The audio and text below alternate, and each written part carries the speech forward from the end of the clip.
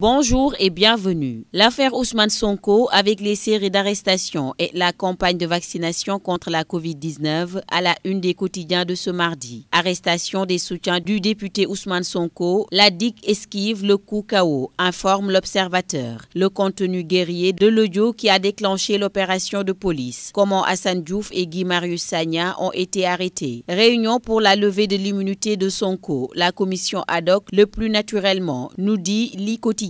Levée de l'immunité parlementaire du leader de PASTEF, les Patriotes, Sud Quotidien révèle que la commission ad hoc acte la mise de Sonko à la disposition de la justice. Manifeste d'universitaires sur la crise de l'état de droit au Sénégal dans Sud Quotidien toujours. Le cours magistral des 102. La gouvernance politique au Sénégal est oublieuse de l'état de droit. Ni juge du gouvernement, ni droit de l'état de droit exige la soumission totale de l'état au droit. Pandémie de Covid-19, vaccin Sinopharm, une efficacité encore à prouver selon l'Observateur. Tout sur le dispositif mis en place pour le lancement de la campagne aujourd'hui. À la une du journal Li Quotidien, Covid, la vaccination débute ce mardi, l'appréhension gagne les esprits. Démarrage des opérations de vaccination contre Covid-19 ce mardi. D'après Sud Quotidien, les blouses blanches premières à recevoir la dose. Projet-Terre, Covid, relance de l'économie, émigration clandestine, Tchernolo à haut débit dans l'exclusif. Le président a su que l'articulation entre les différents modes de transport constitue une condition nécessaire pour la résolution de la mobilité dans notre pays. Il faut recruter, former, motiver, assurer une gestion satisfaisante des carrières. L'exode urbain n'est possible que par le développement de notre agriculture, une industrialisation qui va créer des plus-values, le consommer local avant l'exportation de nos surplus. Autre actualité, procédure de divorce. Le professeur Issa Sall du PUR accusé de violence conjugale. Information livrée par le quotidien du groupe Futur Média qui évoque par ailleurs un fait hébergé par son ami d'enfance. Il le caresse et glisse sa main dans sa culotte en pleine nuit. Surpris, le logeur saisit un couteau et tente de l'égorger. Du sport pour finir, démarrage de la saison. Lutte, une discorde à huis clos. L'association des promoteurs pas prête à suivre. Gaston Bang. Football, deuxième journée Ligue africaine des champions. Teungueth FC, Zamalek ce mardi à Lat Dior. Phase de poule, Coupe de la CAF. Le Jaraaf connaît ses adversaires après le tirage au sort effectué hier lundi au Caire. Enfin, CAN U20, Maroc, Gambie et Ghana en quart, la Mauritanie victime collatérale. C'est tout pour votre revue de presse. À vos journaux, très bonne lecture.